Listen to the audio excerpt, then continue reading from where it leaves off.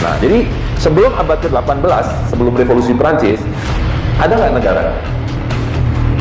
Tidak ada negara. Ya. Ada nggak uang kertas? Tidak ada. Semua uangnya adalah emas dan perak, koin emas atau koin perak atau yang... Assalamualaikum sahabat, bagaimana keadaan kalian hari ini? Kami doakan semoga sehat selalu. Jadi Goethe, satu pujangga Jerman, pemikir besar, dan dia adalah menteri keuangan di zaman itu di Jerman, mengatakan bahwa uang kertas adalah produk dari setan. Jadi beliau menulis sebuah novel dengan judul Dr. Faust. Jadi Dr. Faust ini adalah seorang ilmuwan yang menginginkan mengubah loyang menjadi emas, dan karena itu dia mengikat kontrak dengan setan, dan setan mengatakan, namanya Mephisto, dalam cerita itu dikatakan, you akan dapatkan apa yang kamu inginkan, tapi kamu mesti ikut apa yang saya mau. Jadi kalau kita mengenalnya ada legenda babi ngepet, ya kan? Orang mau kaya raya boleh dengan mudah, tapi harus mengikat kontrak dengan setan, dengan tuyul, ya kan? Jadi babi ngepet. Nah, kira-kira legenda semacam itu, tapi dalam pemikiran yang sangat ilmiah. Nah, nanti akan kita lihat kenapa uang kertas ini adalah hasil dari bisikan setan, kata Goethe. Jadi kita akan melihat bahwa uang kertas adalah sihir, ya. Jadi ada satu keluarga namanya Rothschild.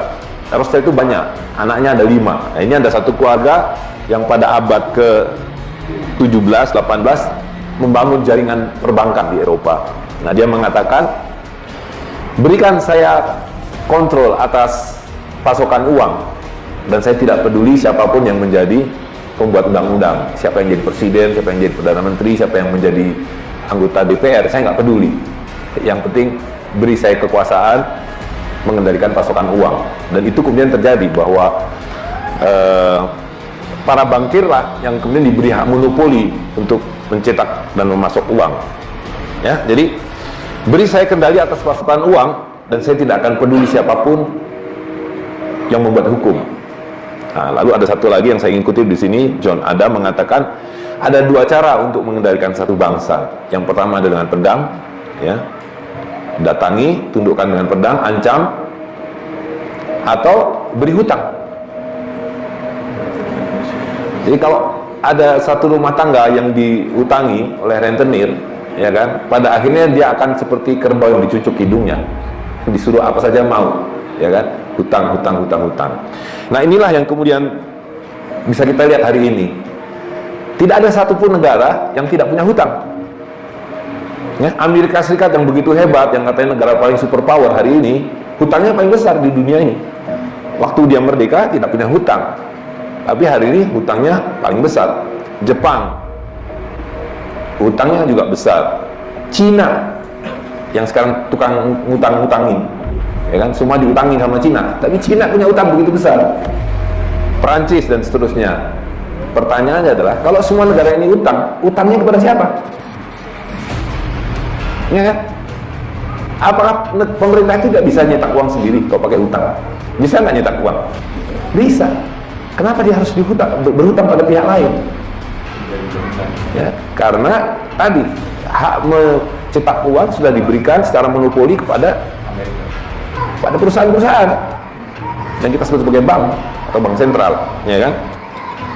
Nah, jadi kalau John Adams mengatakan bahwa Anda bisa mengontrol satu bangsa dengan hutang, nah, lihat buktinya. Semua negara punya hutang, dan dengan kata lain dia dikontrol oleh pemasok uang. Jadi presiden, perdana menteri itu hanya boneka. Jadi sistem politik yang kita sebut negara hari ini adalah sistem politik yang dibuat oleh para bankir di abad ke-18 sesudah revolusi Prancis. Nah, jadi sebelum abad ke-18, sebelum revolusi Prancis, ada nggak negara? Tidak ada negara. Ya? Ada nggak uang kertas? Tidak ada. Semua uangnya adalah emas dan perak, koin emas atau koin perak, atau yang recehan koin tembaga, namanya ketip, benggol, apalagi kepeng, ya kan?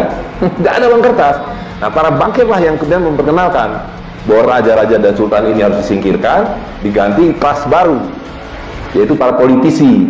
Nah, untuk mendapatkan para politisi itu dibikin sistem namanya demokrasi, yaitu Bapak Ibu suruh nyoblos 5 tahun sekali, memilih orang-orang yang mau dijadikan para operator sistem riba ini, ya kan? Nah, bersama dengan itu uang emas dan perak disingkirkan, diganti dengan kertas, gitu. Nah, jadi inilah yang disebut Mulkan Jabrian itu. Jadi dulu sebelum ada bank, sebelum ada uang kertas, generasi kakek-kakek nenek kita nggak ada dia dompet seperti ini. Itu enggak. Kenapa dompet kita seperti ini? Karena ini riba. Ini dompet riba, isinya kertas dan plastik. Kakek nenek kita bawanya kantong, isinya apa?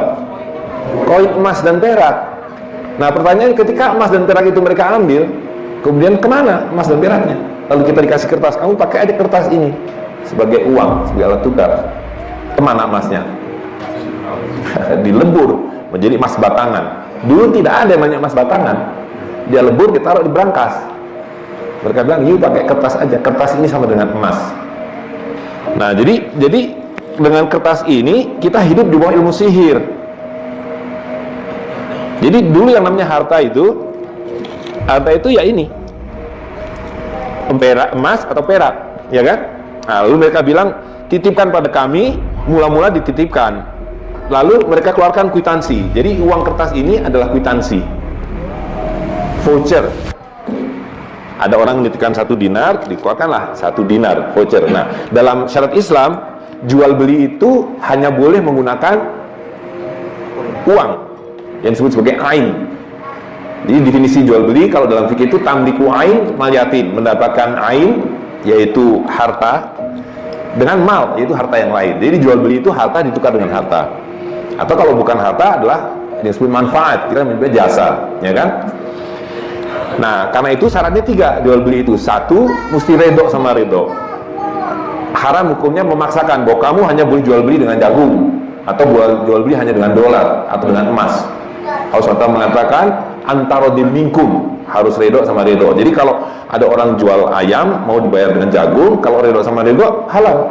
Mau dibayar pakai emas halal, ya, tidak boleh dipaksakan. Yang kedua adalah dia harus tunai. Sebab kalau tidak tunai bukan jual beli, melainkan utang. Itu yang disebut yadan biadin, dari tangan ke tangan. Jadi penjual menyerahkan kambing misalnya, pembeli menyerahkan emas, gitu. Harta ditukar dengan harta. Yang ketiga adalah mithlan bimithlin. Nilai yang ditukarkan itu harus setara. Jadi kalau 1 liter beras setara dengan 2 liter jagung, ya 1 liter beras dengan 2 liter jagung setara, ya kan? Nah, begitu para bankir mengatakan bahwa kamu tidak lagi berjual beli dengan emas dan perak, tapi dengan kertas, 3 syarat ini tidak dipenuhi. Ini tidak redho sama redho, betul nggak? Kalau ibu ke Singapura bawa ini, nggak usah jauh-jauh, Singapura, saya mau beli barang Singapura, diterima nggak ini? Nggak diterima. Mereka bilang Anda mesti pakai kertas saya, namanya dolar Singapura, tapi harga kertas saya 10.000 kali lipat dari kertas saudara. Betul nggak? Ke Amerika juga tidak laku itu. Nah, jadi lihat, ketika kita mengikuti perintah Allah SWT dan Rasul SAW, para bankir mengatakan kamu nggak bisa jual beli begitu. You mesti pakai kertas yang saya ciptakan, yang saya paksakan supaya kamu pakai, ya kan? Jadi lihat, ya, akibat dari pengkhianatan uang kertas ini adalah orang Singapura datang ke sini 10 kali lipat lebih kaya, dan kita datang ke Singapura 10 kali lipat lebih miskin. Betul nggak? Itulah kezaliman dari uang kertas.